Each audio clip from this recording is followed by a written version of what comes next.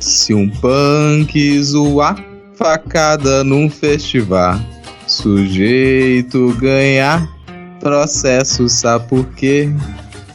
Quá, quá, esse é o trabalho do marreco de Maringá, Chamou pra fechar Congresso e o tribunal. O pleito comprou com zap mais o quê? Ah, tá, Marcelo Álvaro, sobra gás pra impeachment. Sem forçar, já atrasou o Bolsa Família, envergonhou o país na gringa, isso em pouco mais de um ano. Sem contar todo esse constrangimento de repórter e a mamata pra milícia Bolsolover. Se o bando fechar, quartel igual no Ceará, o jeito será fazer você sabe o quê? Sobral, que foi bizarro. Nós tem mais que tratorar. Vai ter mais. Sobral, que foi bizarro. Desgoverno pra derrubar. Vai ter mais desgoverno pra derrubar. Vai ter mais desgoverno pra derrubar. Vai ter mais.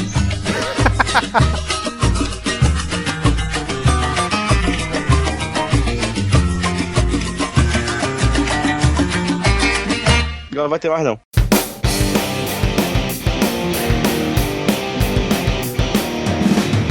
Olá, cidadão e cidadã, tudo bem? Eu sou Vitor Souza e está começando mais um episódio do Midcast Política, o nosso episódio 100% sobre política nacional, com um giro por algumas das principais notícias e causas que ocorreram na última semana. E hoje aqui comigo temos o fulião Rodrigo Hipólito. Tudo bem, Rodrigo? Não tá tudo bem, o ano começou. Você já tem motivo suficiente pra não tá bem, cara.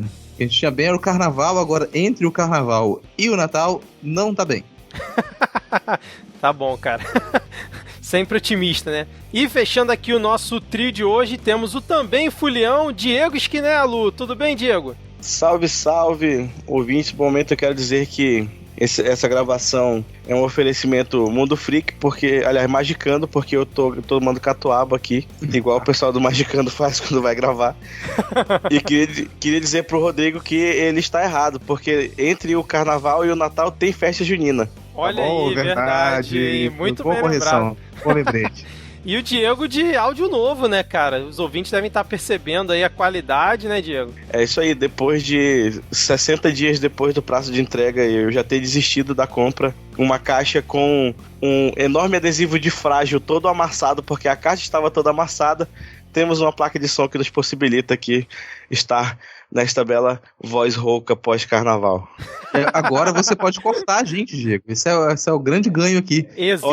Antes o Diego não podia, porque ele não conseguia falar ao mesmo tempo que a gente sobrepunha a voz dele. Agora ele pode cortar a gente. Exatamente, cara. Ficou lindo, hein? Bom, mas como já é de praxe, vamos deixar aqui todo mundo alinhado na mesma timeline, datando o programa, informando que estamos aqui falando diretamente do dia 3 de março de 2020. Se você já faz parte aqui dos 10 ouvintes, sabe como funciona a nossa divisão de blocos, mas se você está chegando por aqui hoje, nesse nosso formato, nós temos o bloco de polêmicas, piadas e tretas, depois tem o Pega Fogo Cabaré e, por último, a parte que todo mundo acha chato. E, eventualmente, temos a atualização da lista de comunistas, o Momento Carluxo, que os ouvintes estão pedindo a volta, e a poesia da semana. Pode ser que isso mude aqui ao longo do tempo, mas, por enquanto, é isso. E vamos agora para o nosso Momento Vira-Casacas, aquele momento em que mandamos alôs, salves e beijos para os nossos queridos 10 ouvintes. Deixa eu começar aqui mandando um abraço e um beijo para o Lucas Plancos. Tem aqui a nossa ouvinte genuinamente alagoana, a Daniele Santos, que também pediu um salve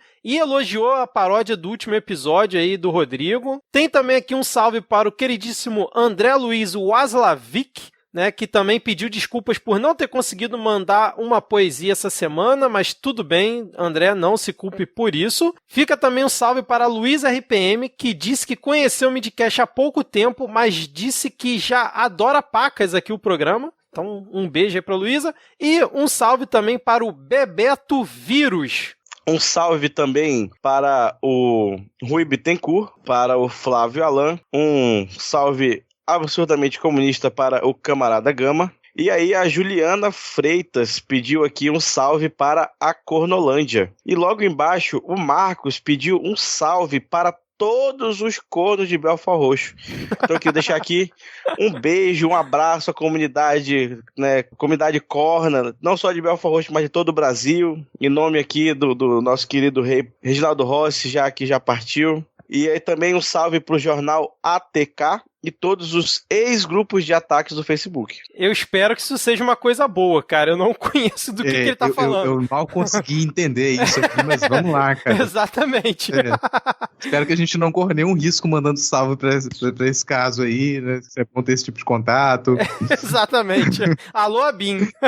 Mas falando em salve, que com certeza vale a pena aqui também, vou mandar um salve pra conterrânea aqui, capixabíssima, Lívia Santos. E é aniversário da Lívia, nesse próximo dia 11. Se tem aniversário, tem parabéns. Então, vamos cantar um parabéns pra Lívia. Parabéns pra você. Nessa data querida. Muitas felicidades. Muitos anos de vida. Olha só. Agora que o Diego pode cantar junto com a gente, ele não cantou, cara. Ele não canta, né, cara? Eu tô dando uma aqui. Tá poupando a voz. Eu tava tossindo pra dentro, assim, tá foda. Continuando aqui em Terras Capixabas, também aqui, agora Vila Velhense, Priscila Aires, salve pra Priscila, tá sempre com a gente. Naldo Dias, ele pediu um salve pra sua gatinha, a Frida Kahlo. Então aí um cheirinho na Frida Kahlo. Marina Fonseca, ela pediu um salve pra sobrinha Luísa, de 14 anos, que morre de rir com a gente. Aparentemente a gente consegue fazer adolescentes e pré-adolescentes sorrirem, o que é um sinal de que a gente continua jovem.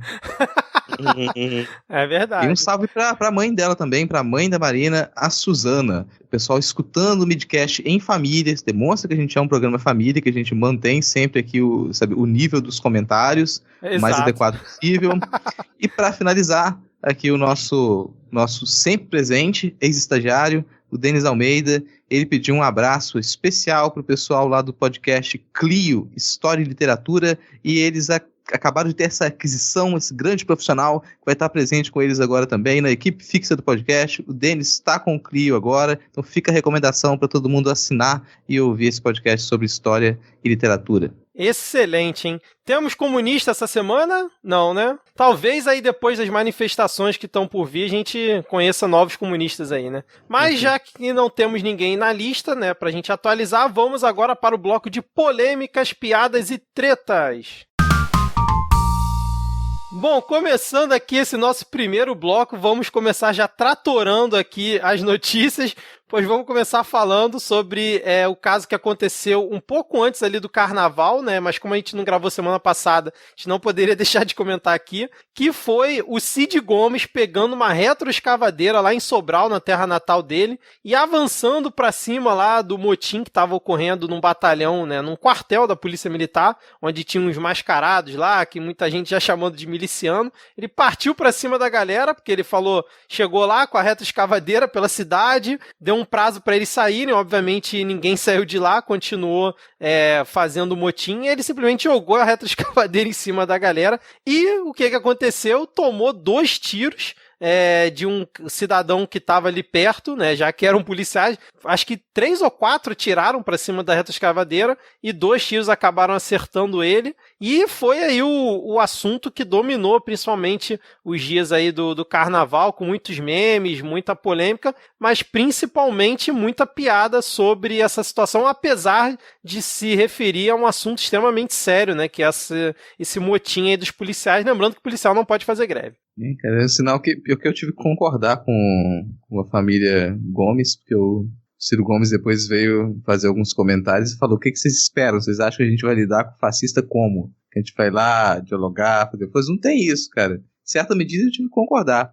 No entanto, e apesar da gente estar no Polêmicas, Piadas e Tretas, tudo bem, isso é muito engraçado, isso é muito bizarro também, apesar do que aparentemente em Sobral acontece coisas do tipo quase sempre, e com Exato. o próprio Cid Gomes, depois a gente comenta uma delas. Exato. Mas o primeiro comentário que eu queria fazer é que a disputa ali, às vezes a gente perde, né? Mas aquilo ali é uma disputa entre milícia, que está envolvida com o motim da PM, e o baronato lá da família Gomes ou dos Ferreira, né? Que comanda a política da região e começa a ser expulso por essa nova política, essa política miliciana. Então você está tendo um choque ali de uma velha política com uma nova política, por pior que ela seja. Mas é essa disputa que a gente tem.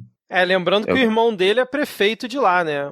Acho que é o Ivo Gomes, sei lá, alguma coisa assim, né? É um tipo de coronelismo da política que se mantém assim, que essas famílias se mantêm no poder em tal região durante muito tempo e que agora elas começam a se confrontar com esses novos poderes, né? Então essa disputa que a gente vê ali, não dá para esquecer disso também. Mas, a gente aqui talvez se surpreenda com esse tipo de acontecimento com o Cid Gomes. Não sei quem publicou uma thread durante logo depois do calor do momento, né? Falando que ele já fez coisas similares, assim, já teve, acho que ele era prefeito de Sobral na época, e tinha um sujeito problemático que subiu numa torre e estava ameaçando pular de uma torre, essas torres de celular ou coisa assim, e o pessoal foi chamar a polícia, chamar os bombeiros. Quando chegaram lá, o Cid Gomes já estava subindo na torre para tirar o cara de lá, tirou ele de lá, ver as câmeras, o pessoal conversando. Ele falou: não, agora o sujeito que tá seguro, eu vou te dar um emprego, prometeu um emprego pro cara, e o cara saiu todo feliz, agora ele ia ganhar um emprego e tal. Exatamente. Isso o prefeito da cidade. Exato.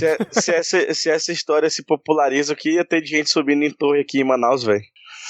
Não só aí, né, cara? Acho que ia ter aí pelo menos 3 milhões de pessoas em torre, vai faltar torre. Exato. E é louco que, mano, eu acho foda, porque a família tem os parafusinhos meio frouxos, né? Mas acaba dando certo, sabe? Tipo, ele faz uma loucura dessa, ele conseguiu salvar o cara. Ele tomou 2 balaços no peito e saiu de boa do hospital, com os balaços ainda no peito. Isso, exato.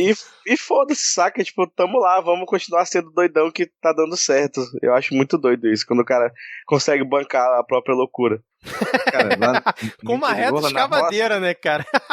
Não, o vídeo dele chegando, ele foi desfilando com a reta escavadeira pela cidade, né, cara? Até chegar lá no quartel. E a galera acompanhando. Exato. Cara, lá no interior, a gente falava desse jeito assim, que tinha maneira, levava tiro, sobrevivia a tiro, assim, levava 2 tiros, sobrevivia, era lobisomem. Só com bala de prata pra matar. Não, agora que louco, né? A gente tá rindo, né? Obviamente, salvo as devidas proporções, de um cara que tomou 2 tiros, né? Tamanha maluquice que tá a política aqui no Brasil. Não, a gente tá rindo porque ele sobreviveu. Vamos lá. Sim, exatamente. A situação que era completamente diferente. Exatamente, era isso que eu ia falar, né, cara? Com certeza.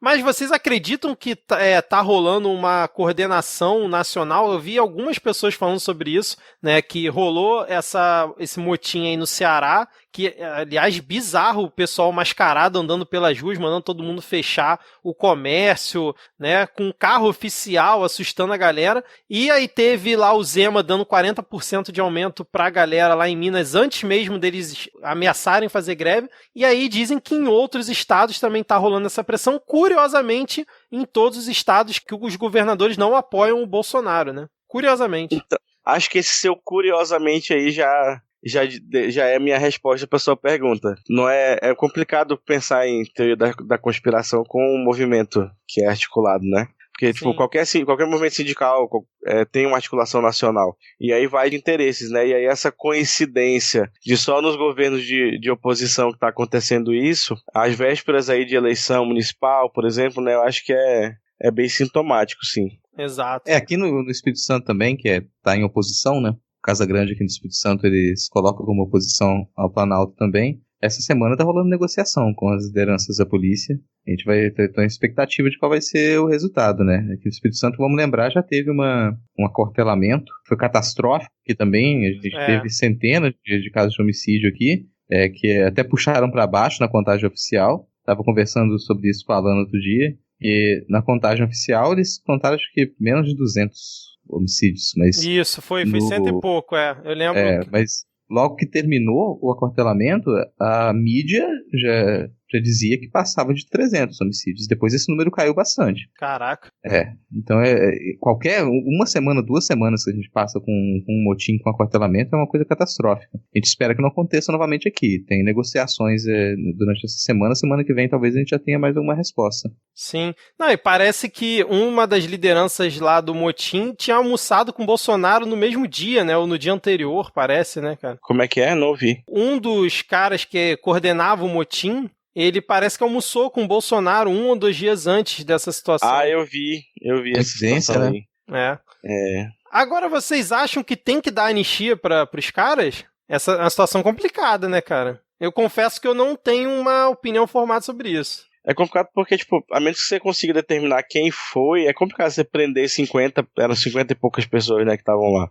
Exato. Obviamente você conseguiria, sei lá, investigando até tentar descobrir, conversando, né, mas acho que eles não vão se entregar. Mas aí acho que era a questão, tipo, mano, ou tu te entrega ou vai os 50 preso pra, sei lá, pra tentar dar uma quebrada, sabe? Porque senão o sentimento de impunidade pra galera fazer isso daqui 6 meses de novo não vai ser difícil. Tem aquela história que a gente já discutiu antes, acho que era mais com relação a algumas práticas do STF ano passado. Não pode ter 2 pesos, 2 medidas, né? Se a gente defende que as pessoas elas não sejam punidas à torta e à direito e que a gente não tenha prisões sem investigação, não dá para defender que isso aconteça nesse caso. E é complicado fazer uma investigação nesse sentido, mas não dá para sair prendendo as pessoas.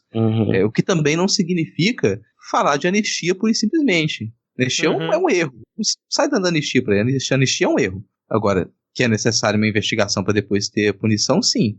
O problema maior em cima disso é que a gente está com uma organização criminosa de fundo e que se mistura muito com a instituição legal, assim, se mistura muito com a instituição policial. Ali. Conseguir fazer uma investigação ali está nas raias do impossível você conseguir fazer isso. É uma situação bem complexa. Tem uma solução para isso, futura. De repente a gente consegue, que é desmilitarização. A gente conseguir lidar com isso em nível civil, assim, não ter, se não responder diretamente à legislação militar, já facilitaria um pouco as coisas. Mas eles encerraram o motim, só que não foi dada anistia no fim das contas para os caras, né? Parece que vai rolar uma comissão para convocar, para atuar nos processos administrativos em relação ao que eles fizeram, mas parece que a anistia não rolou. Eu tinha visto, não sei se vocês viram também, que alguns iam inclusive ser expulsos, né? Já tinham expulsado não sei quantos da polícia durante a greve ainda, né? Porque algumas pessoas dava para identificar que estavam envolvidas em atos bem específicos, né? Agora, tipo, anistia ou não anistia, tipo, em se tratando da justiça militar, que vai ser responsável de eventualmente julgar o caso, é quase aí 100% de certeza que quem for acusado vai ser absolvido, assim. Só se realmente conseguirem, tipo, achar um cara e aí a família usar do seu poder político lá pra pressionar, pra prender ele. Mas fora disso, é muito difícil de prender alguém. Vai rolar o velho, na volta a gente compra. Exatamente. Porque eu vi aqui, tava até vendo na reportagem aqui do G1 que rolou, né? Foram 230 policiais afastados, 4 presos em flagrantes e 43 por deserção. Mas o governo do estado falou que vai rever todos os processos, né? Então, vamos ver como é que vai ser. Mas assim, a greve lá acabou, o motim acabou. Por enquanto, estão parando de assustar a população. E o cara que aluga a retroescavadeira deve estar um pouco triste, né? Porque talvez tenha visto um bom negócio nessa situação, mas não rolou, né, cara?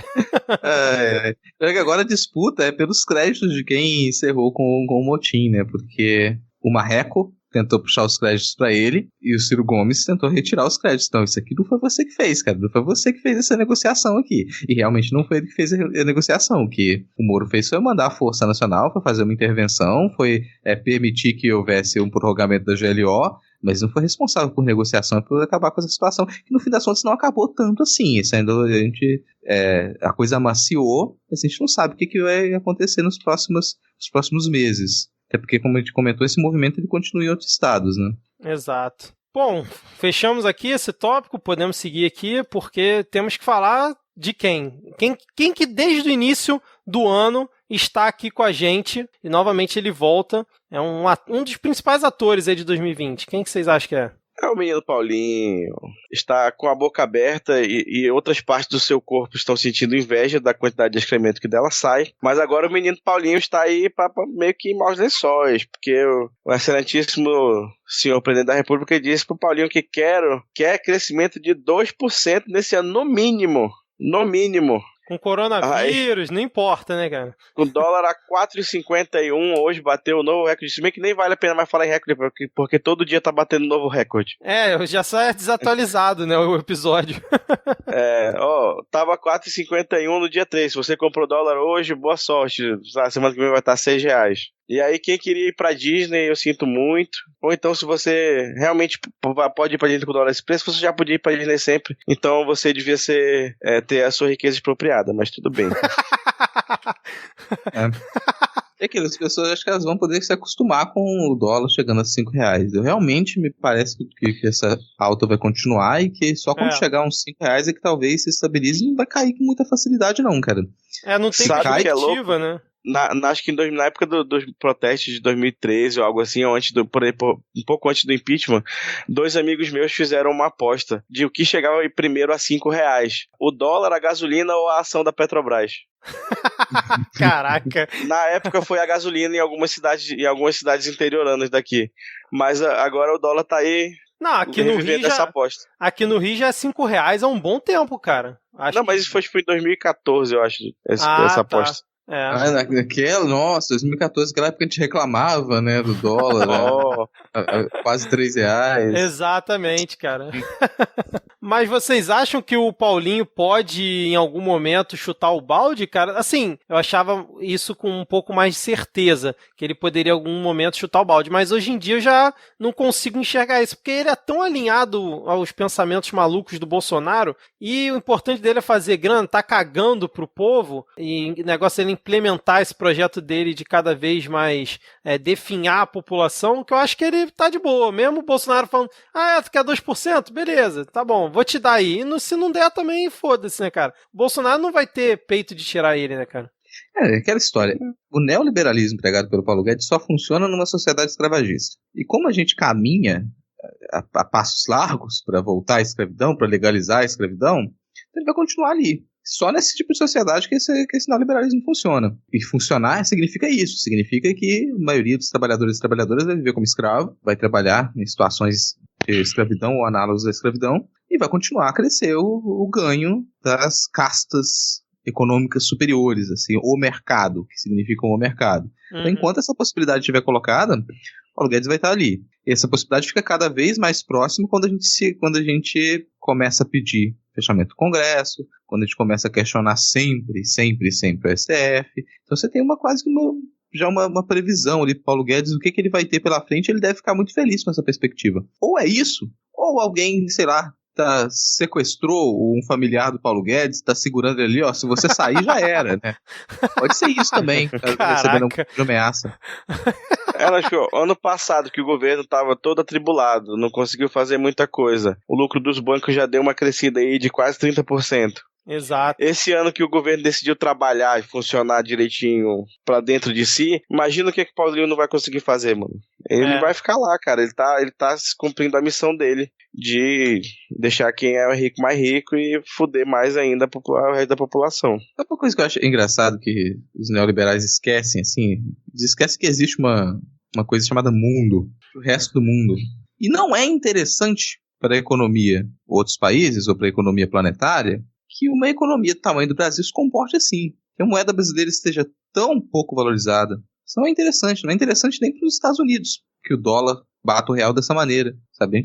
Eles perdem mercado, eles perdem consumidores, eles perdem o investimento real. Isso não é interessante. Você começa a tentar lidar com uma política econômica sempre voltada para agradar alguns setores do mercado, e outros vão reagir. Vão reagir, obviamente, se protegendo também. E não esse sistema ultraprotecionista que o Trump defendeu nos Estados Unidos, que o Brexit defende para o Reino Unido e que o Paulo Guedes tem tentado implementar aqui também, ele vai entrar em choque com a economia planetária. Não consegue sustentar uma economia de trocas de valores, de produtos entre economias tão diversas, né, de níveis tão diversos que a gente tem, se a gente manter esse protecionismo absurdo, desse modo. Então isso já começa a incomodar muito o mercado. A tendência é se o mercado ele se incomoda demais com essas pessoas, elas são regurgitadas. A gente fica com a expectativa de que em algum momento isso vai ser regurgitado. Esses sujeitos aqui já cumpriram o seu papel, já fuderam a vida do trabalhador e da trabalhadora com brita, já comeram o cu desse pessoal com brita, agora a gente pode regurgitar eles e colocar outras pessoas para fazer o mercado funcionar no sentido do lucro e da estabilidade. Lembra, só falando em lucro aí, você falou em investidor e tal, teve aí, né, a notícia no dia 28 de fevereiro que a Bolsa de Valores da Bovespa registrou a maior retirada de capital estrangeiro do Brasil desde 1994, quando começou a contar. Foram um pouco mais de 3 bilhões só ali em 2020, né, nesse momento. Na verdade, foi ali no retorno do carnaval, né?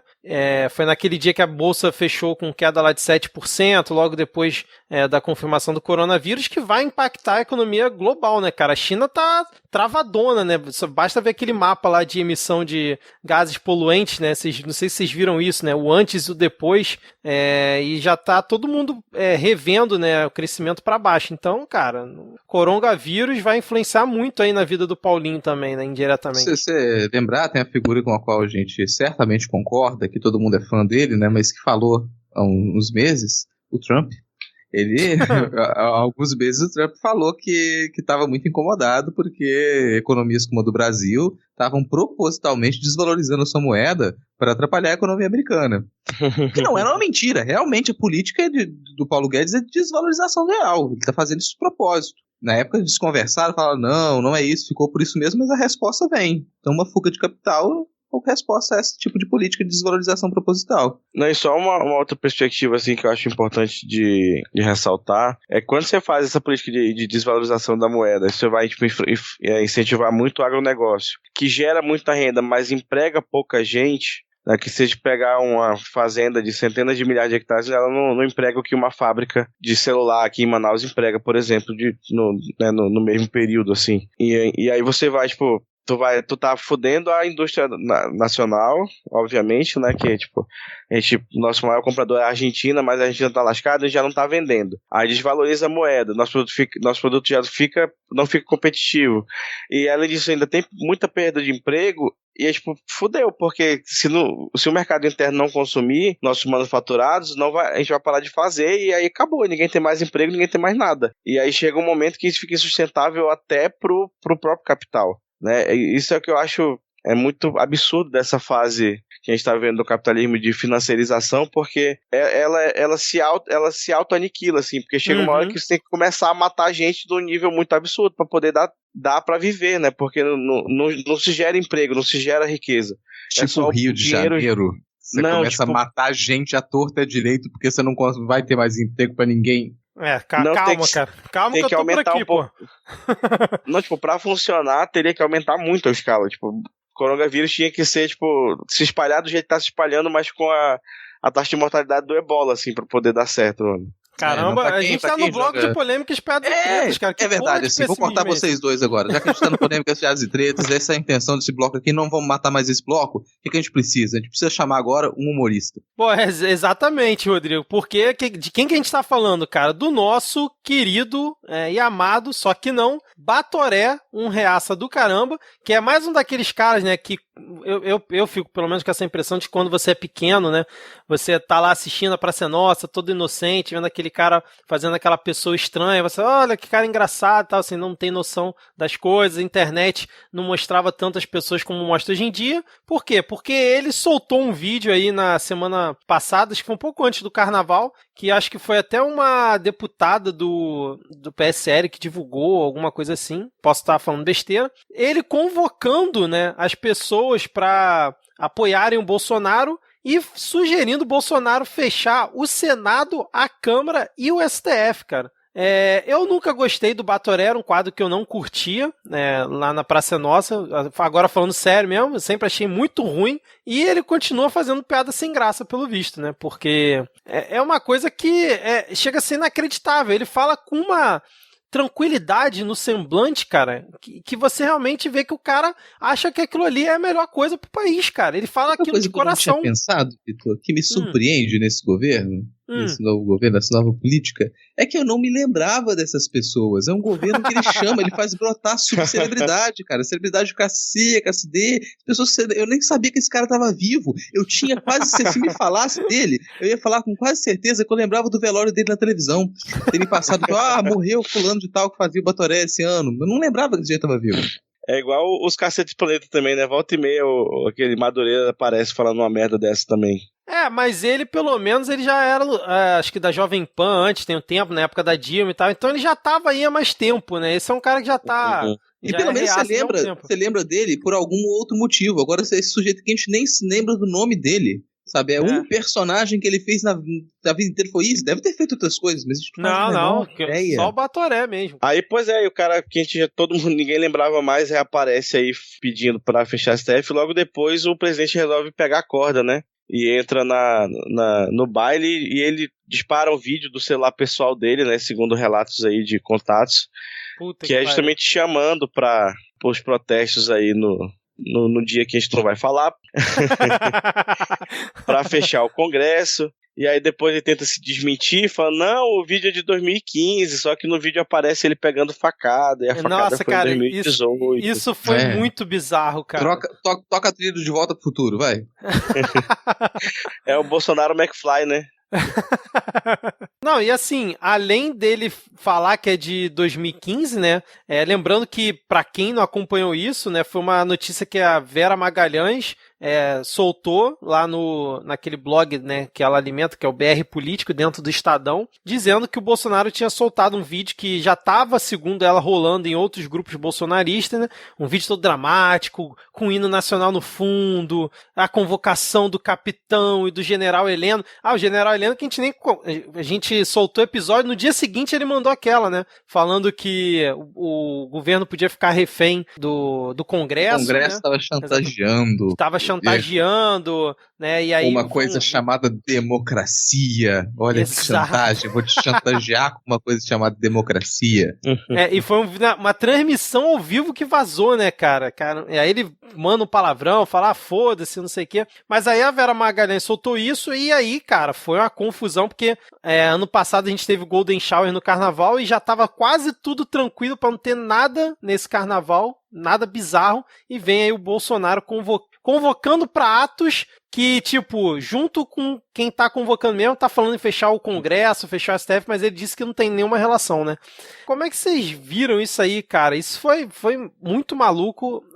E os ataques à Vera Magalhães foram, assim, deploráveis e eu, pelo menos, assim, condeno veementemente essa situação. Inclusive expuseram onde o filho dela estuda. Cara, mais um ataque baixo dessa galera aí, principalmente com jornalista mulher, né? Realmente assim, o ataque à pessoa é realmente deplorável, né? A pessoa do jornalista, a pessoa humana, né? Levando só fazendo a observação que fascista e nazista não é gente, né? Mas o ataque à pessoa humana realmente é deplorável. Mas eu achei interessante, por mais controverso que possa parecer, novamente é um bloco de polêmicas, que deu uma levantada naquela história dos editoriais, sabe? Ressurgiu o tweet velho dela falando que o Boulos era criminoso, perguntando se a Folha ia deixar ele ter coluna lá, né?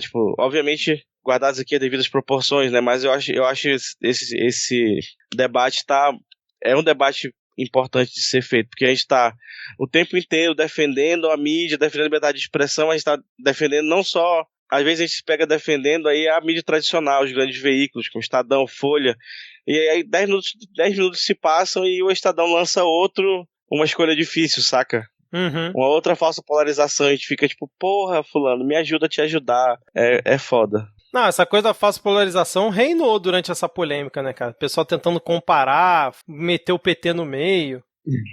meter o PT tá sempre no meio, né, cara? Mas, assim, cara, um comentário sobre isso. Honestamente, eu já falei isso aqui algumas vezes. Não dá pra se surpreender. Não dá para as pessoas chegarem e falarem, nossa, agora é motivo para pedir um impeachment. Nossa, agora ele cometeu um crime de responsabilidade.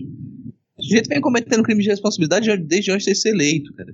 A partir do momento que a gente permitiu que o sujeito exaltasse a ditadura militar na tribuna, que ele exaltasse um torturador na frente de uma pessoa que foi torturada por ele, e nada foi feito, a gente permitiu que aquele sujeito continuasse com o cargo dele, ele não foi detido, a partir daquele momento a gente já perdeu. A partir dali ele pode fazer o que ele quiser. A partir dali ele pode pedir o fechamento do STF, ele pode pedir o fechamento do Congresso, e não vai dar em nada. E as respostas vão ser essas, vão ser editoriais, nossa, que absurdo. Vai ser liderança da Câmara, liderança dos partidos falando, nossa, isso é um absurdo. Nossa, que absurdo, hein? Mas que absurdo. Vai ficar por isso, porque a gente já permitiu que esse sujeito fizesse isso. Ele foi eleito com esse discurso, ele é conhecido com esse discurso, ele sempre exaltou a ditadura, ele sempre foi contra a democracia, ele sempre foi antidemocrático, sempre foi autoritário. Não tem novidade nenhuma, não é como se ele, nossa, agora a gente descobriu o que agora ele deu um passo em falso. Ele não deu um passo em falso. Ele deu mais um dos muitos passos que ele vem dando. É nessa direção que ele sempre caminhou. E com toda a segurança. Ele não precisa nem se desculpar tanto publicamente. Ele pode vir com uma desculpa tosca dessa. Sim. Que ainda vai fazer sentido ali. Ele não tem medo, não tem receio do que ele vai fazer. Não só não desculpa, como ainda ataca a jornalista, né, cara? Mas é o que eu falo, cara. O que vai fazer, cara? Não tem o que fazer. O que as instituições vão fazer? Tratorar, cara. Tratorar reto na escapadeira. Pegar o recado. Porque, cara, eu tava até ouvindo a Vera, o Demore e o Pedro Doria discutindo Mamilos. Eu sei que nesse momento o Rodrigo deve estar aí se contorcendo, porque eu falei sobre o Mamilos aqui. Mas eles estavam falando realmente assim, qual a ação que a gente vai tomar?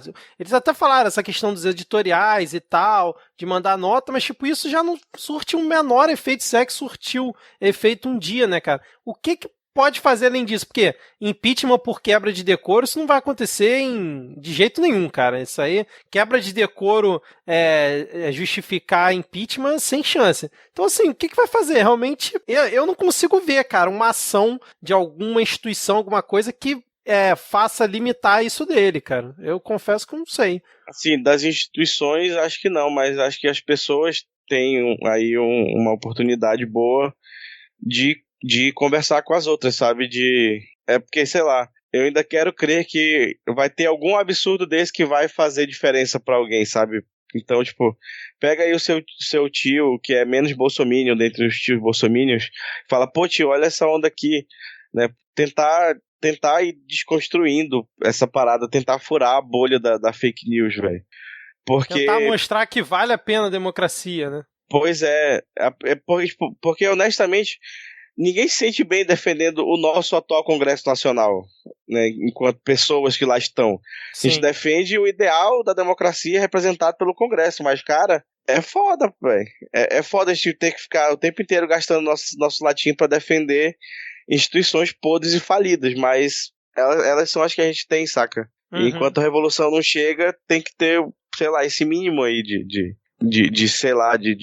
checks and balances senão vira ditadura de vez mais escancarada ainda do que já está. Uma estratégia sutil, assim, é quando o sujeito começa a se exaltar, a se colocar como um mártir, é também uma oportunidade para você virar para as pessoas, realmente, o sujeito ele se colocou como o grande salvador, como um deus. Você acha que o Bolsonaro é Deus? Você acha que o Bolsonaro é o grande salvador? Você acha que ele é isso tudo? Eu acho pouco provável que a maioria das pessoas fale, não, ele é Deus. Dificilmente alguém vai falar que ele é Deus. Se a pessoa responder sim, naquela posição. Se a pessoa responder sim, cara, é bom que você já sabe que não tem esse diálogo, não tem mais ali.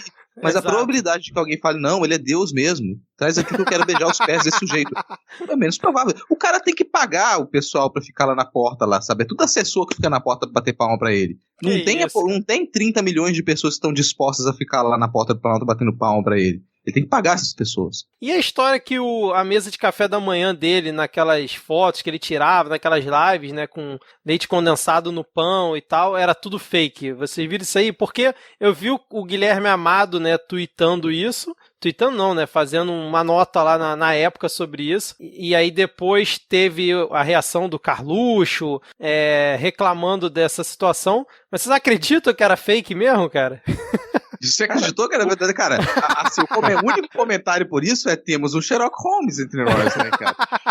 Porque, tipo, o Frota confirmou, né, cara? Um deputado que é deputado há 20 anos ganhando, sei lá, 30 mil reais por mês vai tomar café daquele jeito. Não, e o Frota confirmou, né, cara? O Frota falou que realmente era tudo armado, né? Mas pô, eu acho que naquele caso foi Roberto Alvim, o nome do cara que fez o vídeo lá do Goebbels? Isso. Aquele caso do Roberto Alvim, ele veio pra nos escancarar acho que essa é a verdade, né? Que tudo é uma grande peça de teatro, né? Aquele vídeo dele foi uma peça de teatro, a mesa do café da manhã era uma peça de teatro, a bandeira colada na parede com fita crepe que caía durante o vídeo, o discurso em cima de prancha de surf, a biografia do Churchill em cima da mesa, porque eu tenho certeza que nenhum deles nunca leu nenhum daqueles livros, Com nem certeza. os do Olavo. Isso aí eu tenho. Talvez o 02 tenha lido, porque ele parece ser o meio fanboy, assim. Mas eu tenho absoluta certeza que o Bolsonaro nunca passou o olho por dentro de qualquer daqueles livros. Então é tudo uma grande peça de teatro, né? Isso aí só vem, como disse o Rodrigo, hora a hora temos um Sherlock Holmes aqui. Exatamente. E agora eu queria fechar esse bloco aqui, caso vocês não tenham mais nada para dizer, convocando uma salva de palmas aqui. Não sei se... Falar quem primeiro? A gente tá batendo palma antes da hora, né? Não, mas eu sei que vocês vão concordar comigo. Para o cidadão que tacou uma bolinha de lama no Crivella aí essa semana, cara. O herói brasileiro, o herói. Isso aí, nem todo cara, herói usa capa. Eu quero uma camisa estampada com a foto desse sujeito, sabe? Eu quero um vídeo dizendo ele sofreu por nós, ele se sacrificou por nós, ele teve coragem por nós. Pra quem pra cá não acompanhou, essa semana aí teve mais uma vez fortes chuvas no Rio de Janeiro, principalmente aqui na cidade do Rio, em que várias regiões, principalmente Realengo, na Taquara, muita gente perdeu tudo que tinha dentro de casa, teve gente que morreu, né, por conta das chuvas, mais uma vez uma tragédia, infelizmente já anunciada aqui no Rio de Janeiro, e esse cidadão que se diz prefeito do Rio de Janeiro, né, ele estava em uma das regiões, né, acompanhando lá em Realengo, percorrendo as ruas e tal, e aí quando ele estava lá parado para começar a entrevista coletiva dele, antes dele falar a asneira que ele falou, alguém pegou uma bolinha de lama e tacou nele, acertou exatamente na cabeça dele, cara. Headshot. Exatamente.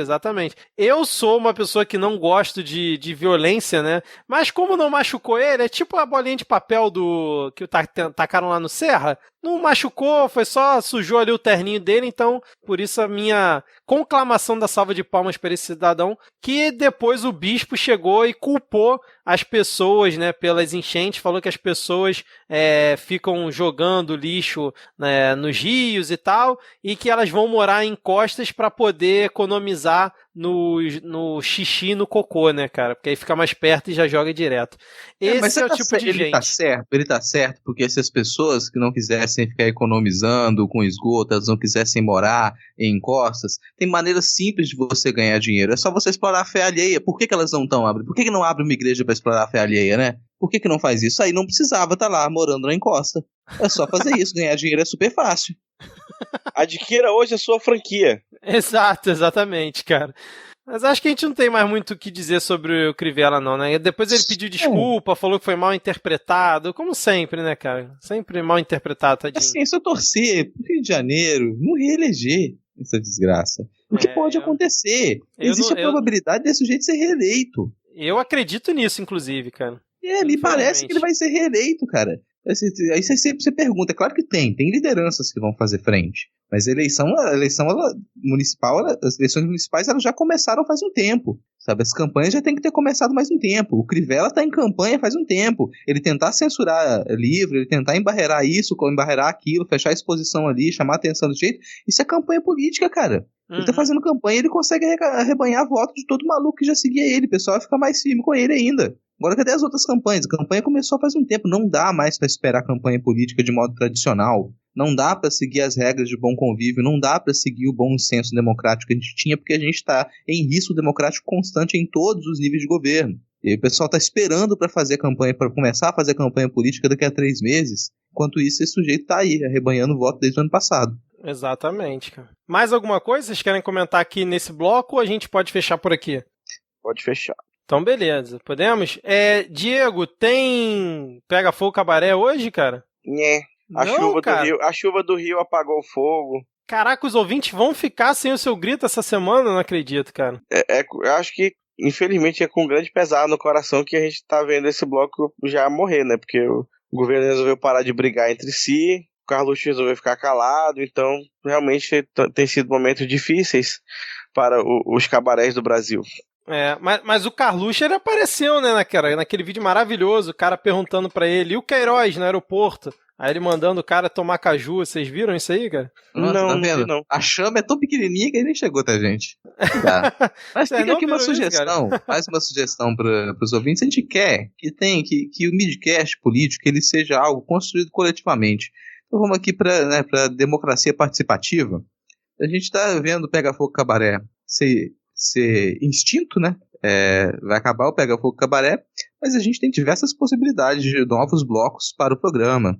Então, se você que está nos ouvindo já teve alguma ideia, nossa, eu gostaria que tivesse uma parte do programa que fosse mais ou menos assim, é a hora da sua voz ser ouvida. É a hora de você dar a sua ideia pra gente. Então, se tem novas ideias de bloco, como é que você gostaria que fosse a estrutura do programa, pode opinar. Converse com a gente no Twitter, manda uma mensagem, pra gente começar a pensar essa temporada de 2020, sabendo que algumas coisas têm que mudar, então se o Cabaré não tá mais pegando fogo, certamente a gente pode alocar algum bloco de interesse aqui, dependendo do que os ouvintes quiserem. Boa, Rodrigo. Qual é o Twitter do Midcast, cara? Você sabe que eu não sei o Twitter do Midcast.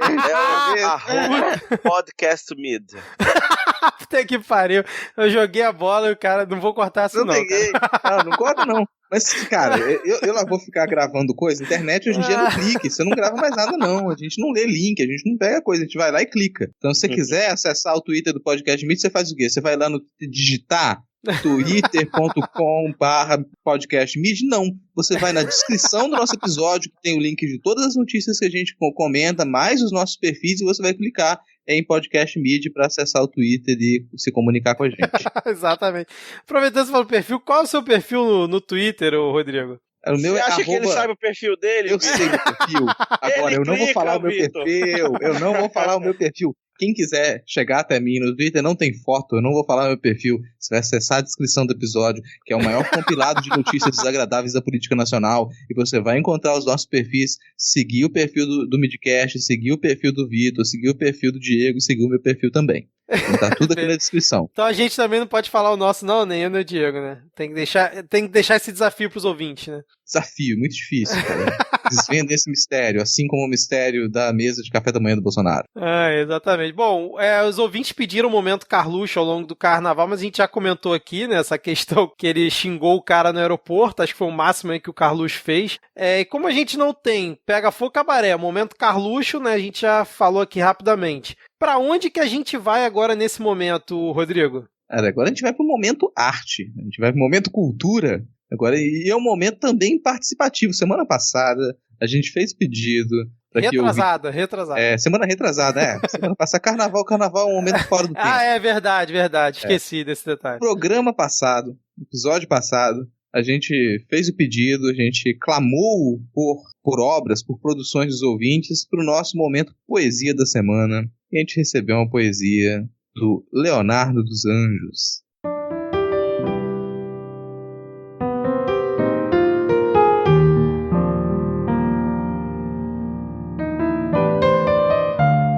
Amigos, bom momento. Escrevo esta poesia para expressar o meu lamento. Ando meio triste, me falta certo luxo. Morro de saudades de um bom momento Carluxo. Me sinto meio inchado, parecido Bretas. Partiu polêmicas, piadas e tretas? E Pega Fogo Cabaré está quente como um forno. É verdade que fizeram o presidente de corno? Rodrigo pistolará, partirá em bravata. Está quase na parte que todo mundo acha chata. Parabéns.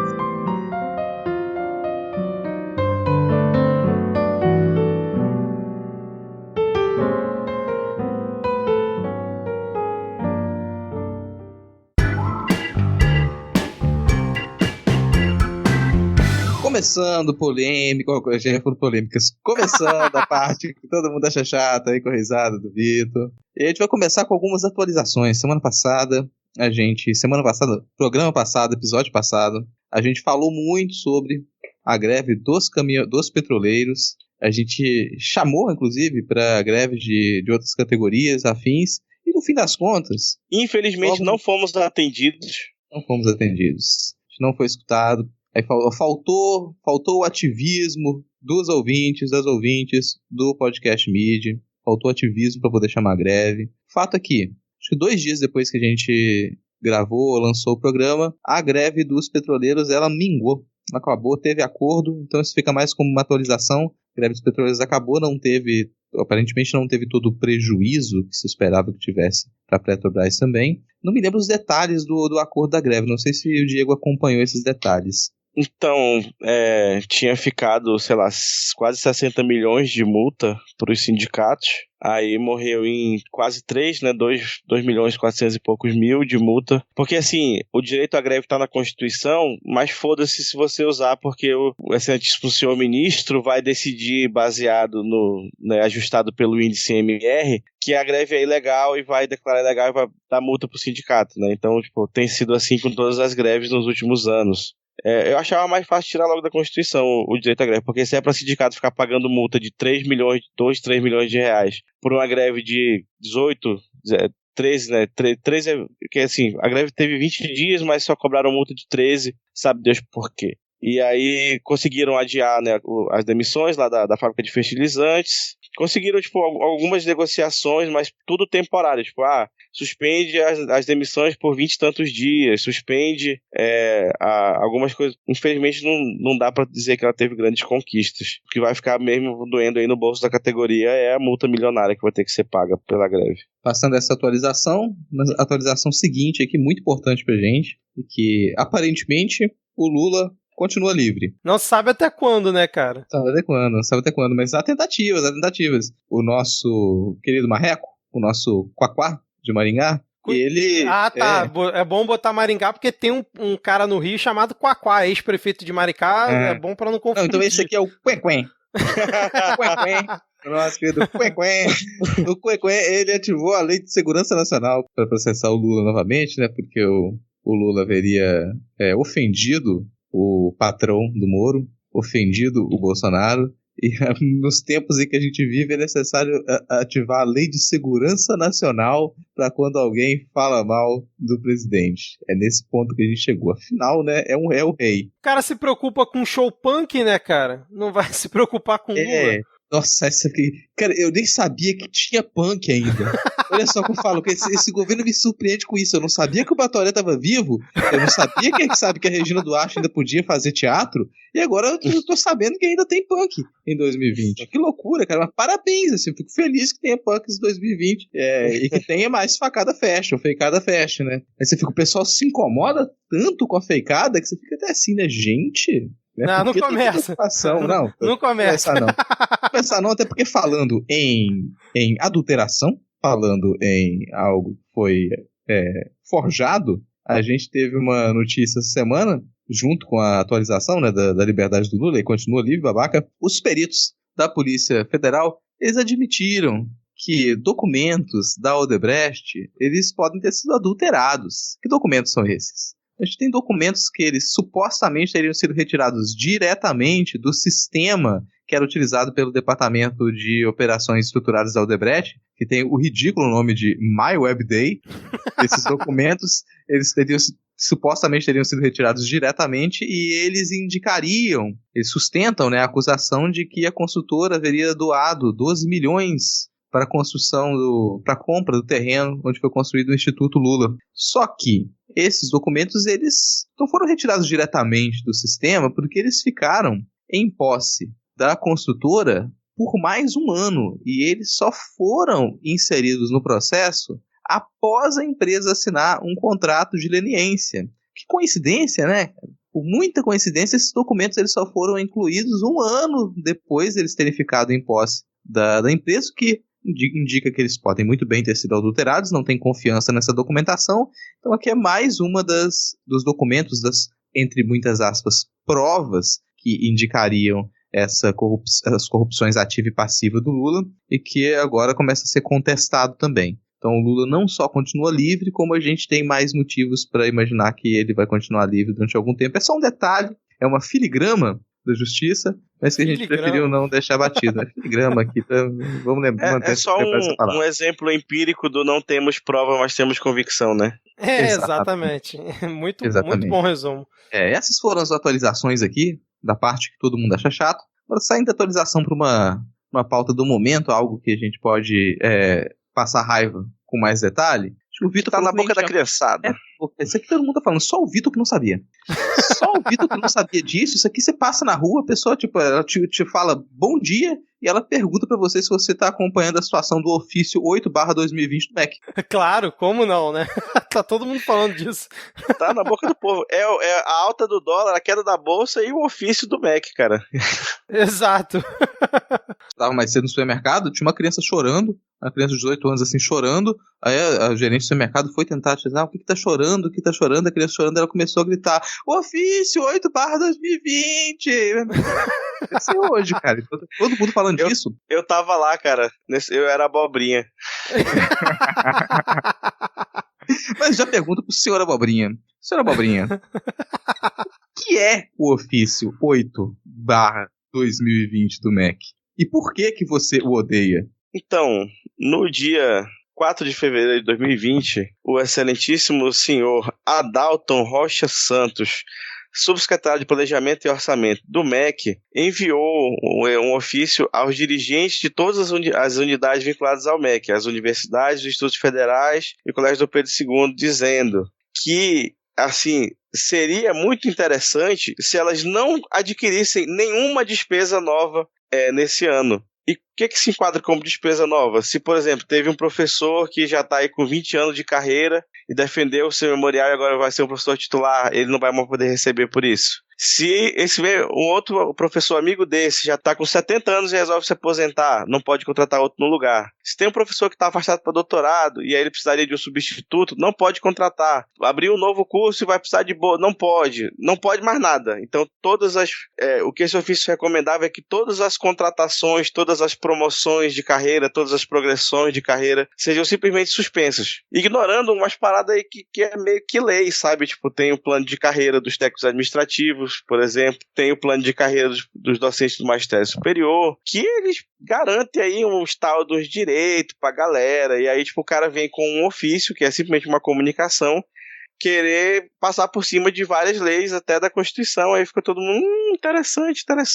Aí teve alguns reitores de algum lugar, como por exemplo da Universidade Técnica Federal do Paraná, que já, o ofício chegou no dia 4, no dia 6 ele já soltou um ofício falando, beleza, adorei o ofício, vou implantar, né, sem explicar, aí outros lugares não, acho que na Bahia, salvo engano, o reitor disse, não, mano, vamos lá, vamos fazer, porque vamos ignorar o ofício. Era isso que eu ia perguntar, o ofício tem esse poder todo, cara, ou não? É só uma recomendação, e não é nem uma recomendação vinculante, porque, se fosse uma nota técnica, se fosse uma instrução normativa, aí ela teria algum poder vinculante, algum poder de mandar realmente, mas é só dizendo, eu acho melhor vocês não contratarem professor para dar aula esse período. E aí o Rodrigo, que está dando aula aí, vai dizer qual é o primeiro resultado desse ofício, Rodrigo. O que está acontecendo aí na sua universidade?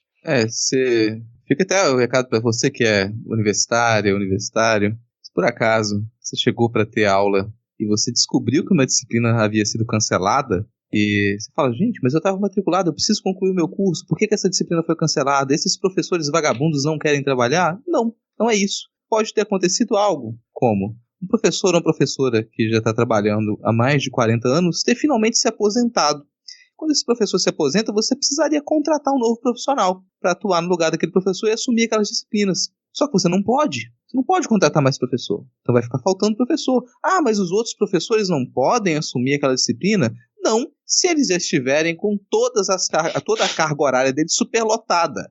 Além de estar com toda a carga horária de aula superlotada, eles ainda estão fazendo outros serviços, às vezes até administrativos. E você não tem ninguém para suprir aquele cargo. Você começa a não ter pessoas para cumprir as funções mais básicas dentro de uma universidade ou de um instituto federal. Então você precisa constantemente de movimentação. Não é algo estagnado. Se você não pode ter movimentação para ter gasto com o pessoal, aos poucos você não consegue prestar os serviços mais simples daquela universidade. E aí, a justificativa né, que é dada no ofício é para atender a regra de ouro, né, de não gastar mais do que arrecada. Só que, assim, realmente, em alguns lugares seria preciso realizar um contingenciamento de gastos? Talvez. Mas é que teve reitor que já, tipo, ou com medo de represália do MEC, ou porque queria lascar mesmo a categoria, sabe-se Deus, porque simplesmente disse, não vou contratar mais ninguém. Tipo, aqui na universidade que eu trabalho, o reitor mandou fazer um estudo orçamentário para ver até quando vai ter dinheiro, e falou que se o MEC não mudasse de posicionamento, ele ia bancar, ia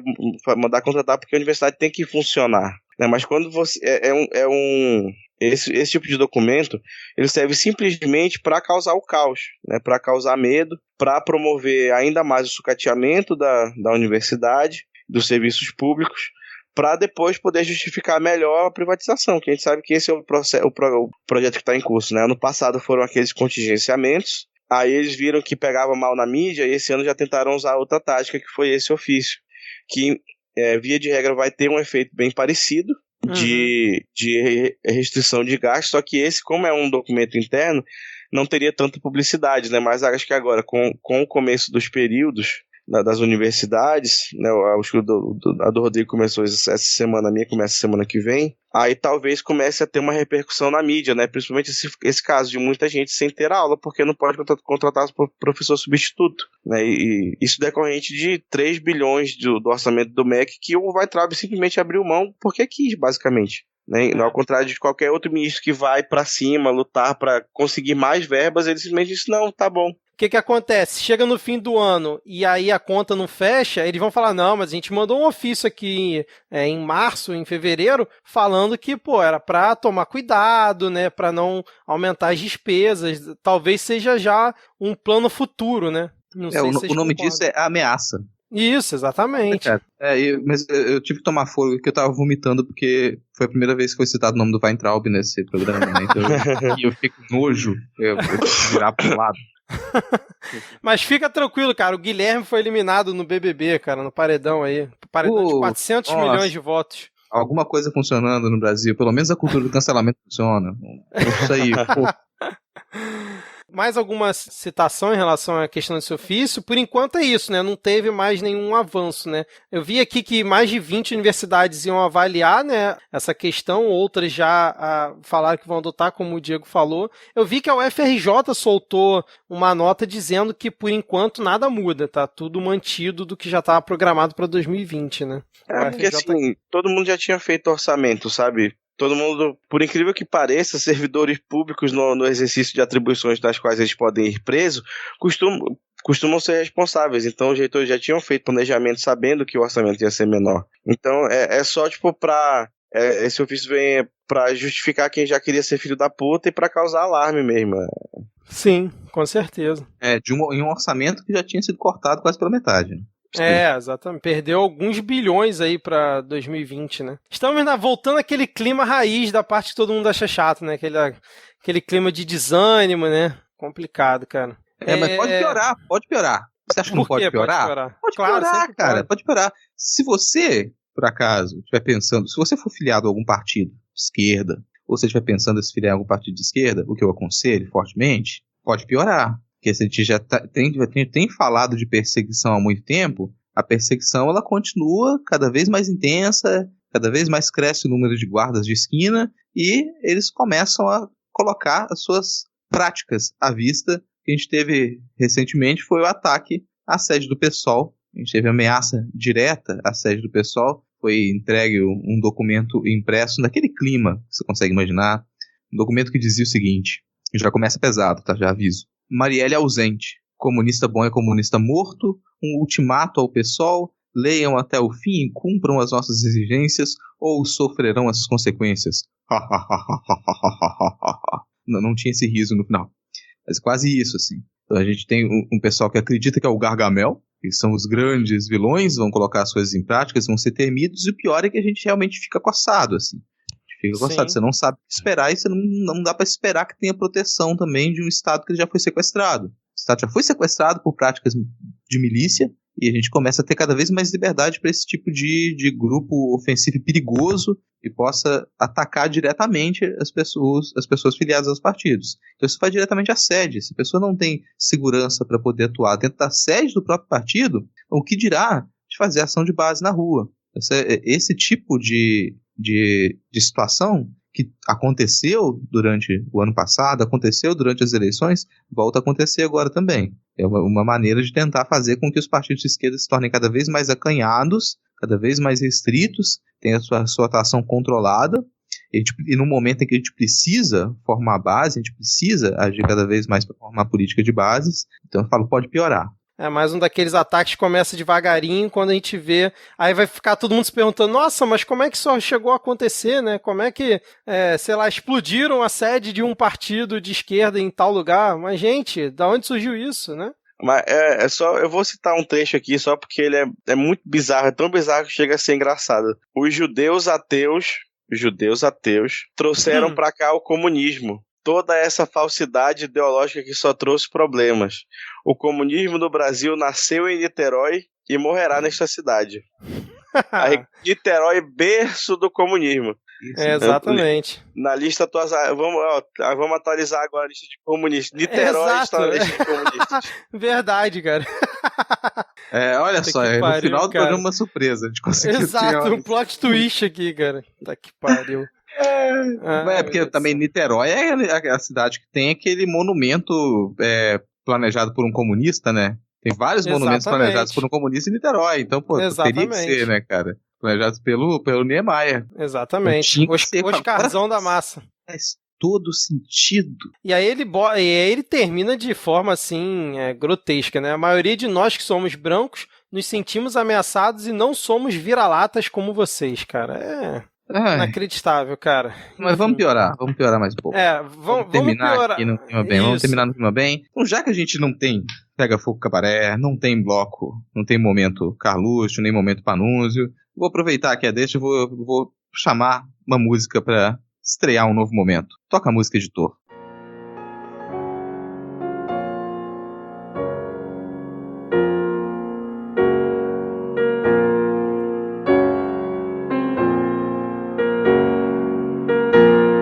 Esse é o momento marcha fúnebre, primeiro momento marcha fúnebre do Midcast Política, momento em que a gente vai comentar a morte institucional da democracia brasileira. No momento marcha fúnebre de hoje, primeiro, gostaria de trazer para vocês, ou não gostaria, mas vou ter que trazer, a morte anunciada de um dos orgulhos, uma instituição que dá orgulho à nação brasileira, o Inmetro.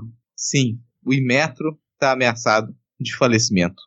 Por que o Inmetro está ameaçado de falecimento? O próprio presidente da República, ele anunciou que ele iria implodir o Inmetro. E as pessoas talvez elas escutam muito falar de Inmetro, não sei se elas percebem de vez em quando, né? Exatamente. Percebem a importância do Inmetro. Basicamente, qualquer produto que você compra, ele tem que passar pelo Inmetro. Exatamente. Sabe os brinquedos que seus filhos de 2 anos de idade ou menos colocam na boca? Exato. Era o Inmetro que fiscalizava. Ou que ele não coloca na boca, porque por conta do Inmetro, a gente sabe que um brinquedo que ele poderia ser engolido por uma criança de 3 anos não é um brinquedo para uma criança de 3 anos. Mas aparentemente o presidente isso não tem a menor importância. Isso, e basicamente todas as outras medidas que tem à nossa volta e que organizam o que a gente consome e nos dão segurança. Agora você pergunta por quê? O que o presidente fez? O presidente já exonerou a Ângela Flores Furtado, que era presidente do Inmetro, e colocou no lugar, olha que surpresa, um militar, que é o coronel do Exército, o Marcos Heleno Guerson de Oliveira Júnior, presidiu o Inmetro agora. A intenção do Bolsonaro é realmente acabar com o Inmetro, implodir o Inmetro, porque de acordo com ele não tem mais espaço para o jeitinho. Ele acredita que o Inmetro atrapalha a vida dos outros. Ele falou que não temos que atrapalhar a vida dos outros. Tem que implodir, cortar a cabeça de todo mundo para sentir que mudou o governo. Porque é assim, obviamente, que você sente que mudou um governo quando você corta a cabeça de todo mundo. Tá parecendo o Onix, mandando todo mundo embora e depois tem que recontratar, né, cara? Lembrou esse caso aí. Ele mandou essa que implodiu o Inmetro porque ele ficou revoltado, porque o Inmetro pediu para haver uma troca de alguns aparelhos que fazem medida em caminhões e que isso geraria custos para as pessoas. Acho que de taxista também, né? Sim, de taxímetros. O Inmetro tinha pedido a troca desses aparelhos, que são aparelhos que precisam ser trocado de tempo em tempo, precisa de medidas mais aguçadas, e você trocaria esses aparelhos por aparelhos digitais, que envolveria um custo. Mas é necessário porque a gente tenha mais controle de segurança. E isso teria revoltado o presidente e ele começou a implodir o Inmetro. Que é uma coisa horrível de se fazer, uma coisa assustadora. Você tem confiança em muitas das coisas que estão à nossa volta, porque a gente tem instituto de medida, a gente tem instituto de controle de fiscalização. Você percebe como que o presidente ele detesta a fiscalização? Ele não gosta que se fiscalize, que saiba que alguma coisa acontece errado, porque ele adora crime. Ele adora crime, ele adora que o crime seja legalizado, que se possa cometer crimes. Porque é isso que a fiscalização impede que aconteça. A fiscalização indica quando um crime está acontecendo, indica quando algo está errado. E o presidente não gosta que isso aconteça. Ele não gosta que se fiscalize quando ele está pescando em área que é proibido pescar. Ele não gosta disso. Ele fica revoltadíssimo, né? Não, isso me lembra muito o caso dos radares, né? Que foi mais ou menos isso. Num ímpeto maluco dele, ele falou, tem que acabar com esses radares. Entrei na sala do ministro, tem que acabar com isso tudo. E aí depois a justiça deu uma trava nele. Só que essa questão do Inmetro não tem como, né? Porque se ele chegar e demitir lá a presidente do Inmetro e demitir diretoria, ele tem essa prerrogativa, né? Então, nesse caso, não tem muito o que fazer. Agora, eu não vi, por exemplo, e eu não sei, aí é uma ignorância minha, se, por exemplo, a justiça de alguma forma, sei lá, tem como influenciar nessa questão da exigência da troca dos equipamentos. Tinha também a questão de instalação de chip nas bombas de combustíveis para coibir fraude. Eu acredito que não tenha, porque isso é uma coisa que vai vir de dentro do Inmetro, né? Não é em cima de uma lei, alguma coisa assim. Então, acaba que fica essa questão, tipo, ele faz o que quer. E aí, o engraçado foi, o novo presidente, né, o coronel que o Rodrigo falou, ele assumiu, né, já no Instituto, e aí falou que o Inmetro é uma instituição de excelência e sinônimo de qualidade. Acho que só faltou combinar com o presidente, né, cara, que indicou ele, porque pela fala dele... Você tocou num ponto muito certeiro, assim. A questão dos chips nas bombas de combustível. O Inmetro, isso foi criticado pelo presidente. O presidente criticou a instalação de chips de controle nas bombas de combustível, que coibiria fraude. Então você tem o chip para controlar a fraude, fazendo com que o combustível ele esteja na dosagem correta e que você saiba de onde veio o combustível também. O presidente criticou isso. Se você não tem controle nas bombas de combustível, olha só, quem é favorecido por isso? Quem é favorecido pela falta de controle nas bombas de combustível? A máfia dos combustíveis. Tá dando spoiler, cara. Spoiler, daqui trabalhamos com spoiler. A máfia dos combustíveis, ela se beneficia da ausência de controle. Assim como qualquer máfia se beneficia com a falta de fiscalização e de controle. Então, se o presidente critica fiscalização e controle, é porque defende máfia. Essa é a conclusão a que a gente chega. Isso é só uma elucubração. Pode concluir isso. Se você não quer que tenha controle de fraudes em nenhum lugar, então você quer que fraudes possam ser cometidas.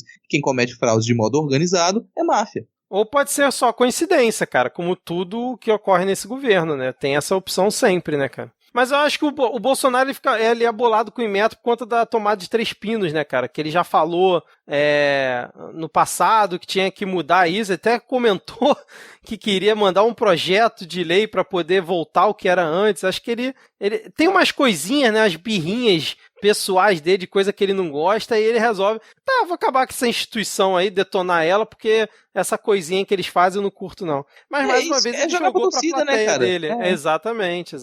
Jogou pra plateia de novo, né, cara? Falo, eu não tenho carro. Você não tem carro, eu não dirijo.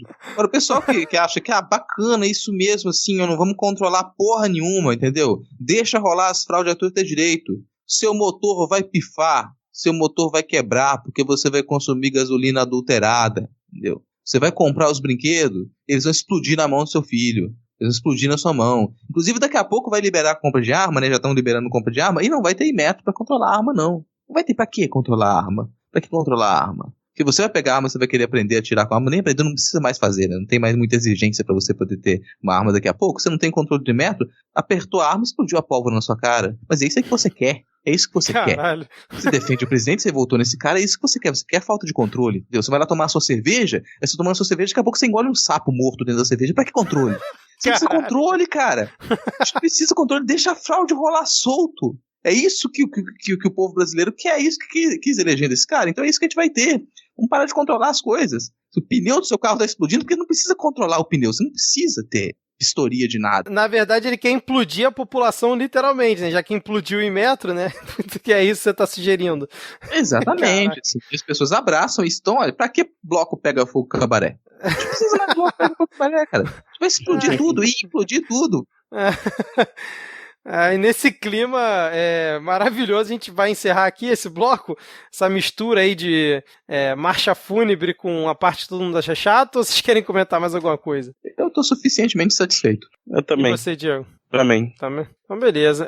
Vamos então para as dicas culturais? Vocês têm alguma? Antes das dicas culturais, eu só queria, que eu acabei de receber uma notícia aqui, uma nota de pesar aí, que eu acabei de receber notícia do falecimento do padre Hilário Dick, que para a maioria das pessoas não significa nada, mas ele foi foi o primeiro assessor de juventude da CNBB na década de 80. Ele é, uma figura muito importante dentro da Pastoral da Juventude, que é uma organização que eu participo e que tem, braços pelo Brasil inteiro, né? Tem um envolvimento político muito grande. Eu acabei de receber a notícia do falecimento dele e deixar aqui Com certeza deve ter gente aí que ouve o Midcast que já participou da Pastoral da Juventude em algum momento. E o Padre Hilário Dick é uma parte da história da pastoral, assim, no Brasil, né? Que tem tido essa pastoral tem tido uma atuação política muito grande. Então, deixar aí esse conforto para todo mundo que o conheceu, para os familiares, né? É isso aí. Boa, Diego. Quem quer começar aí com as dicas culturais? Então, quero, nesta bancada só de homens, convidar todo mundo que está ouvindo a se inteirar aí na sua cidade qual vai ser a programação do dia 8 de março, né? Que é o Dia Internacional de Luta das Mulheres.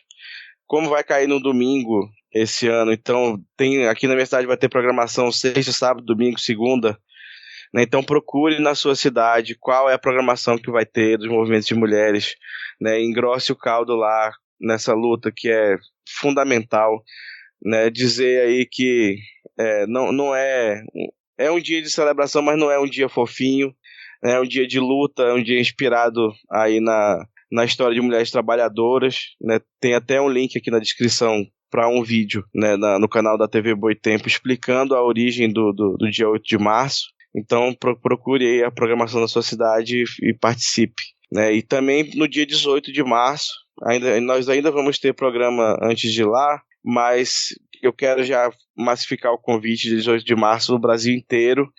Vai estar aí na rua em defesa da educação, em defesa do serviço público. Então quero pedir que você também se intere na sua cidade o que vai estar rolando e participe, né? Porque o governo quer acabar com o serviço público e acabar com o serviço público não é só acabar com o desembargador que ganha 600 mil por mês. Acabar com o serviço público quer dizer acabar com o SUS, quer dizer acabar com a escola pública que seu filho frequenta, quer dizer acabar com a universidade pública que você deve ter frequentado, que alguém que você conhece frequenta, que forma os profissionais que lhe atendem, é acabar com o Inmetro, é acabar com uma série de agências como a Vigilância Sanitária, que está nos protegendo do coronavírus, por exemplo, né? Então, procure aí também na sua cidade o que vai ter no dia 18 de março e vamos para a rua, que esse mês é de luta. Excelente. E aí, Rodrigo, você? Cara, eu vou dar 2 dicas aqui. Uma, como sempre, trazendo um podcast independente, sempre possível. O podcast que eu vou sugerir hoje, para até nos acalentar um pouquinho, né? Para quem quiser espairecer, não pensar tanto em política, é um podcast chamado Eu Tive um Sonho. No Eu Tive um Sonho, as pessoas contam sonhos que elas tiveram e conversam sobre o sonho. Aquilo que a gente brinca, né, tem na descrição do episódio a brincadeira de que ouvir o sonho dos outros é muito chato, mas nem sempre é muito chato. Acho até é divertido você contar sobre o que você sonhou, tentar entender um pouco disso também, falar um pouco de teoria dos sonhos. Então fica a dica, tá linkado aqui na descrição. Assinem e escutem Eu Tive um Sonho. A segunda dica é meio divertida, meio desesperadora. É um perfil do Twitter. Se você tem brincado muito aqui com o dólar, a gente falou do dólar, vai chegar a R$5. Se você quer acompanhar a cotação do dólar, quer saber quanto que o dólar está a cada momento, não há melhor maneira de fazer isso do que acompanhado de pokémons. Então você pode seguir o perfil Pokédólar e a cada variação do dólar ele tuita aquela variação acompanhada de um Pokémon. Tem um Pokémon para poder significar cada cifra do dólar aí. É divertido para acompanhar. Cara, eu não tinha ideia da existência desse perfil. Tô rindo aqui que eu tô vendo aqui a timeline, cara. Fica maravilhoso isso. Você terminar um pouco bem. Exatamente. Bom, eu tenho aqui 2 indicações. Primeiro é a campanha O Podcast é Delas 2020. Né? O Midcast vai participar esse ano pela 3ª vez. E essa campanha está indo para a 4ª edição, né? Organizada lá pelos queridíssimos Domênica Mendes e o senhor Basso, né? O Rodrigo Basso, que ele incentiva as pessoas, né, nesse mês de março a sempre convidar ou colocar nas suas equipes, né, mulheres para participar dos episódios. Então, se você é produtor, se você está pensando em criar um podcast agora a partir de março, convide aí sempre uma mulher para participar da gravação e recomendo aí quem está ouvindo aqui tem podcast também, a fazer parte dessa campanha, que é muito legal. Vai ter o link aí na descrição do site. Então, durante o mês de março, aí vocês vão ver pipocando aí na podosfera muita coisa sobre essa campanha. O podcast é delas. E eu queria fazer uma segunda indicação, que é, né, o nosso menino Diego, mais uma vez costurando pra fora aí, participando do É Pau é Pedra, Rodrigo. É mole, cara? O cara tá chique, cara. Participou lá. É mole. Falando Sabe que é por isso que ele comprou o microfone, né? Que ele colocou o microfone novo aí, porque não era pra gente, não. Porque agora que ele tá participando de outros podcasts, aí o áudio tem Mas que mentira! Participou aí do É Pau é Pedra 97, falando sobre as eleições americanas aqui em 2020, cara, sobre as primárias lá democratas. E aí, recomendo aí que vocês ouçam lá, se vocês querem ter Diego 2 vezes na sua semana. Pega aí o link na descrição e vai escutar a participação dele lá no episódio, que ficou muito legal. Ainda vai ter alguns outros programas dessa série sobre a eleição dos Estados Unidos. Olha aí, hein? Marcou a sua participação também? Eu tô lá no grupo, se eu puder participar no dia que resolverem gravar, provavelmente sim. Que isso, hein, cara? Você tem que gritar, deixa que eu vou. Fala, me deixa entrar. Mais alguma indicação? Posso fazer um jabá aqui, né, no final? Indicação final. Que essa semana que a gente tá gravando, a gente voltou com a nova temporada do Não Pode Tocar. A gente tava de férias, estava lançando uns pequenos episódios de férias. Mas agora a gente voltou com a nova temporada. Já tem o primeiro episódio, que é um Não Pode Chorar. É uma agradável reflexão que eu faço sobre como eu odeio o trabalho. Agradável. Cara, eu ouvi. Ficou muito bom. Ficou tristemente poético. Exato. Então fica o link aí na descrição, quem quiser. Já teve gente que veio aqui, que a Ada Cristina também comentou lá no Twitter recentemente, que começou a ouvir o Não Pode Tocar a partir da indicação aqui no Midcast. Então, quem quiser acompanhar, fica linkado aí na postagem. A gente tem, além desses episódios de monólogo e reflexão, tem os episódios de notícias do mundo da arte com a Alana e os episódios oficiais de temporada em que a gente apresenta ensaios, conversa, faz entrevista também, né? Então vamos começar agora com todo o desânimo possível. Fica o último episódio que a gente lançou aí na descrição. Aliás, fica aqui um aviso também para outros podcasts que estejam ouvindo aqui, né? Convidem o menino Rodrigo aí para ser o seu poeta por um dia aí, em algum episódio seu, porque ele não só faz as paródias aqui do Midcast, como também faz esses episódios aí do Não Pode Chorar maravilhosos. Então, se você quer um poeta por um dia num episódio seu, convide aí o Rodrigo também para participar. O que você acha da ideia, Rodrigo? Não, se pagar então, cara, eu vou ficar muito feliz. Agora, se não for pra pagar, lembra que quem é mais comunista que ainda é o Diego, então pode chamar o Diego também. O Diego já é chamado, cara. Só a gente aqui que não, entendeu? Mas não pra fazer paródia. E vocês estão colocando a paródia toda em cima da minha conta, mas o Diego é um ótimo parodiador também. Sim. Bom, é isso então. Vamos fechar por aqui. Se você chegou até o final e curtiu esse episódio, né? Peço aí que você compartilhe o Midcast e faça a nossa palavra chegar em mais pessoas. Se você escuta aí pelo iPhone, avalie a gente lá na Apple Store. Isso ajuda demais aqui na nossa divulgação. E se você quer nos ajudar de uma outra forma, né? Principalmente diretamente a gente conseguir pagar a hospedagem, incentivar que o trabalho de produção cada vez aumentar, você pode colaborar mensalmente com R$2 por mês lá pelo PicPay. Você baixa lá o aplicativo na Apple Store ou na Play Store, procura lá por Midcast e assina o nosso plano, vai ser muito importante aqui pra gente, beleza? Então agora, vamos dar aqui tchau. Então agora vamos dar tchau aqui para os nossos queridos 10 ouvintes e até a semana que vem. Valeu, Valeu, tchau, tchau. Falou.